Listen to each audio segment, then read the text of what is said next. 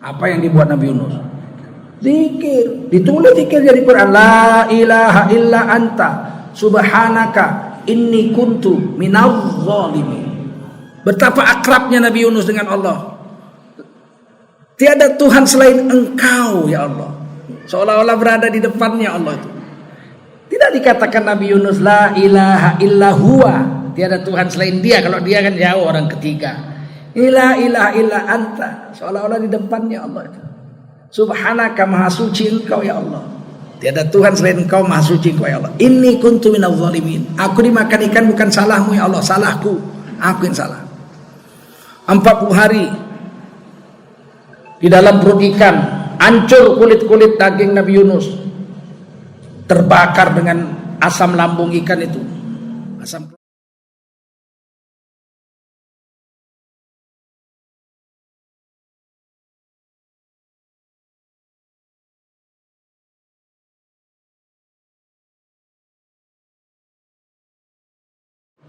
Sedangkan nabi-nabi aja ditarbiyah untuk yakin sama Allah sampai tingkat hakul yakin. Bagaimana kita mau dapat yakin di rumah-rumah aja?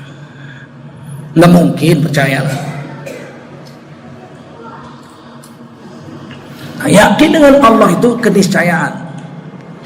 Kalau kita yakin Allah Maha Kuasa, makhluk tidak kuasa, aman hidup ini. Aman dan yakin menyelesaikan masalah itu dengan Allah. Aman.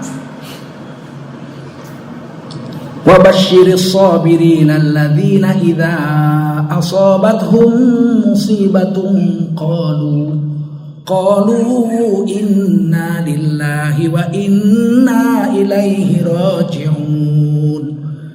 Dan beri kabar gembira kepada orang-orang yang sabar, yakni mereka itu adalah orang yang ketika datang ditimpakan Allah musibah kepada mereka, mereka berkata, berhentinya di qalu. Kalau berhentinya di musibah nggak bagus. Itu namanya ilmu ibtida wal waqaf dalam ilmu qiraat Quran. Kalau berhentinya di musibah, pertanyaannya jelek. Dan berilah kabar gembira kepada mereka yang sabar, yakni mereka yang apabila ditimpakan kepada mereka musibah, berhenti situ. Yang dengar nanya, musibah apa ya? Kenapa orang sabar dikasih musibah? Siapa yang menimpakan musibah sama orang sabar? Nggak bagus. Maka berhentinya di qalu. Dan berilah kabar gembira kepada mereka yang sabar, yakni mereka yang apabila ditimpakan musibah kepada mereka, mereka berkata, apa katanya? Apa kata orang sabar itu? Qalu inna lillahi wa inna ilaihi raji'un. Kami ini milik Allah. Satu hari kami akan kembali kepada Allah. Dipuji Allah. Ulaika alaihim salawatum mir rabbihim wa rahmah wa ulaika humul muhtadun. Mereka adalah orang yang mendapat berkah dan kasih sayang dari Allah Tuhan mereka, dan mereka itu adalah orang-orang yang mendapat hidayah, dapat petunjuk. Susah untuk yakin akhirat. Maka harus dibiasakan menyelesaikan masalah dengan agama, jangan lari dari agama. Miskin, mencuri, bukan itu jalannya. Mau kaya, makan riba, bukan itu. Selesaikan masalah dengan agama. Kembali kepada Allah, minta tolong sama Allah. Ada masalah, sholat 2 rakaat. Wasta'inu bis-sabri was-shalah. Minta tolonglah kamu dengan sabar dan sholat. Imam Ghazali menjelaskan as-sabru di situ puasa, as-shalah di situ sholat. Minta tolonglah kamu menyelesaikan masalahmu melalui puasa dan sholat. Wa innaha lakabiratun illa 'alal khashi'in.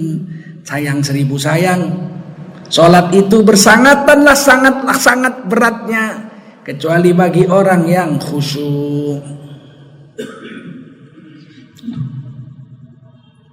Minta tolong dengan sholat. Iya, bisa selesai dengan sholat. Apa nggak bisa? Kenapa nggak bisa selesai dengan sholat? Sholat tiang agama.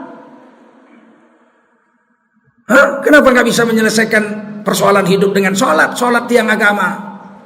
Agama kita ini menyelesaikan kita bukan hanya kehidupan dunia, tapi kehidupan akhirat.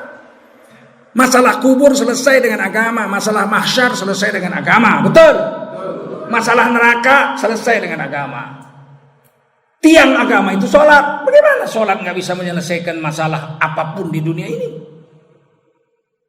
Allah sudah jelaskan, tak tolong dengan puasa dan sholat. Kalau puasa banyak orang bisa, terutama orang-orang miskin, biasa dia lapar. Tapi sholat, kata Allah, bersangatanlah beratnya. Kecuali bagi orang-orang yang khusyuk saja. Terus, bagaimana supaya sholat itu khusyuk? Ya jangan terasa berat. Kan Quran bilang sholat itu berat, kecuali bagi orang yang khusyuk.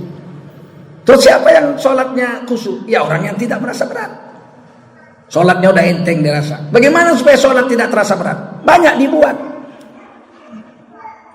Tidak ada jalan lain. Banyak dibuat. Ada orang bertanya, "Lai sholat pak, alun lai. Mangala sholat, alun khusyuk lai." Iya, kapan khusyuk kalau nggak pernah dibuat?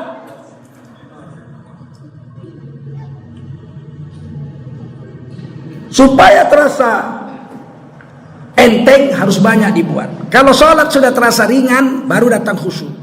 Kalau masih berat, ada bangun sholat subuh aja 17 kali nguap. Gimana mau khusyuk? Nggak bisa. Mau khusyuk, banyak dibuat. Kalau sholat tahajud malam 20 rakaat, entenglah sholat subuh 2 rakaat. Betul? Sholat qobliyah zuhur 4 rakaat, tahiyatul masjidnya 2 rakaat, 6. Terasa ringan lah sholat zuhur 4 rakaat, ba'diyahnya lagi 4. Ringan lah sholat zuhur itu 4 rakaat. Banyak dibuat. Sama dengan orang naik mobil, bawa mobil. Mula-mula bawa mobil sibuk betul dia.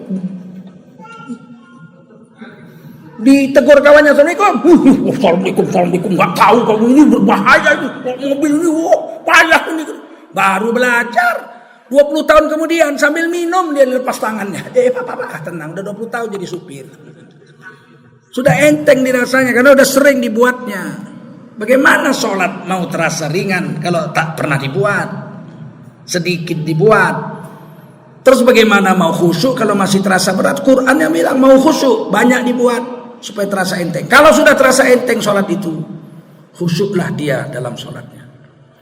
Hari ini belajar khusyuk susahnya bukan main. Saya tuh kalau udah sholat khusyuk, takbir saya Allahu Akbar, nggak ingat apa-apa lagi. Itu bukan khusyuk, itu fly. Sholat nggak ingat apa-apa lagi bukan khusyuk, fly. Sholat itu harus selalu ingat yang mana rukun, yang mana sunat sholat, betul nggak? Mana boleh sholat nggak ingat apa-apa? Mana terima sholatnya kalau sholat nggak ingat apa-apa?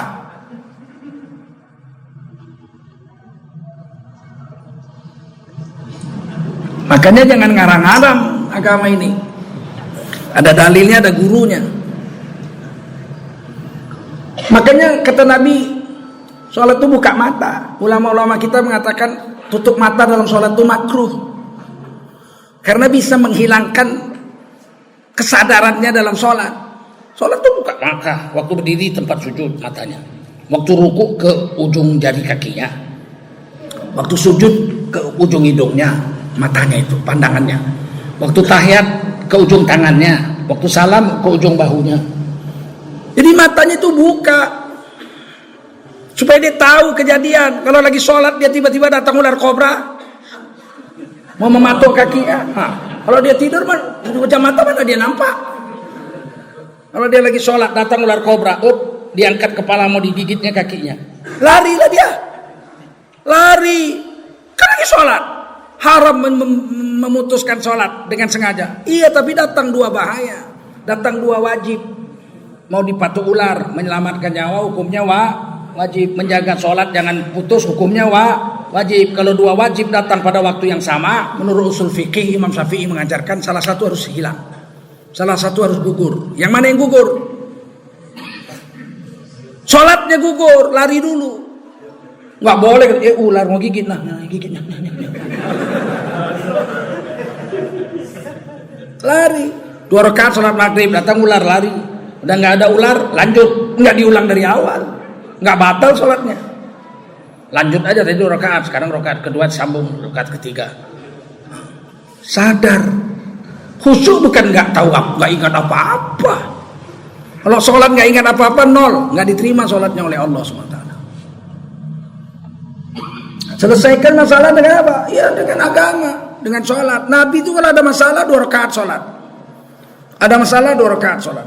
Baru usaha manusia dibuat. Usaha sebagai manusia dibuat, tapi sholat dulu 2 rakaat. Wasta'inu bisabri wassalah. Minta tolong dengan 2 rakaat sholat. Segala kesulitan beres. Usaha dibuat, tapi nomor 1 minta sama Allah. 2 rakaat sholat. Dibiasakan itu. Dengan zikir menyelesaikan masalah. Kalau sholat itu jelas berapa banyak hadis-hadis Rasulullah itu kalau bersua dengan sesuatu kesulitan Rasulullah sholat. Makanya di dalam mazhab Syafi'i bahkan ada sholat sunat malam pengantin. Ada pula sholat sunat malam pengantin. Rupanya karena muskil. Malam pengantin itu kita kalut itu. Orang nggak pernah. Apa mau dibuat nih? Saya 3 hari nggak buat apa-apa. Yang ada perempuan di sebelah ya, nggak pernah tidur sebelah ada perempuan. Padahal istri nggak berani ngapa-ngapain, diam aja, dia pun diam aja, awak pun diam aja. Neneknya udah nunggu, udah belum katanya. Sholat 2 rakaat. Hajat gigi, sholat 2 rakaat karena muskil. Nabi itu apabila mengalami sesuatu yang muskil, Nabi sholat 2 rakaat. Sakit gigi muskil, sholat 2 rakaat. Malam pengantin baru muskil, sholat 2 rakaat. Krisis moneter muskil, sholat 2 rakaat. Beres. Atau dengan zikir. Bisa selesai dengan zikir masalah? Bisa. Datang orang sekarang udah dapet loh Pak. Fiti nama ngaco. Kok fiti? Kata Allah zikir bisa menyelesaikan masalah. Kok kamu bilang duit yang bisa menyelesaikan masalah? Mana buktinya? Ya Nabi Yunus. Nabi Yunus dimakan ikan. Coba, apa yang lebih ngeri dari makan ikan coba? Mana lebih ngeri? Bengek 15 tahun atau dimakan ikan? Abang daripada bengek 15 tahun gak sembuh-sembuh, baguslah abang dimakan ikan, begitu. Atau suaminya lebih enak lah bengek 15 tahun, kau masih punya laki. Kalau dimakan ikan kau janda. Apa yang dibuat Nabi Yunus waktu dimakan ikan? Beliau nggak cabut pisau yang ada di pinggangnya, tikam jantung pisang, jantung ikan, belah perut ikan, keluar berenang. Kalau itu dilakukan mati beliau, karena ikan itu setelah makan beliau tidur di dasar laut. Mana bisa berapa ratus meter ke atas sana, matilah. Kalau beliau berenang belah perut ikan, atau cabut tongkatnya tikam jantung ikan, mati, buka mulut ikan keluar. Nggak dilakukan Nabi Yunus. Apa yang dibuat Nabi Yunus? Zikir. Ditulis zikir dari Quran. La ilaha illa anta subhanaka inni kuntu minadz zalimin. Betapa akrabnya Nabi Yunus dengan Allah. Tiada Tuhan selain Engkau ya Allah. Seolah-olah berada di depannya Allah itu. Tidak dikatakan Nabi Yunus la ilaha illa huwa. Tiada Tuhan selain Dia. Kalau Dia kan jauh, orang ketiga. La ilaha illa anta. Seolah-olah di depannya Allah itu. Subhanaka, maha suci Engkau ya Allah. Tiada Tuhan selain Engkau, maha suci Engkau ya Allah. Inni kuntu minadz zalimin. Aku dimakan ikan bukan salahmu ya Allah, salahku. Aku yang salah. 40 hari di dalam perut ikan, hancur kulit-kulit daging Nabi Yunus. Terbakar dengan asam lambung ikan itu. Asam klorid HCl itu. 40 hari nggak makan, nggak minum, zikir aja. Kemudian bangun ikan itu berenang keliling samudra, dimuntahkan Nabi Yunus di kampung halamannya kembali di Irak, Nawawa.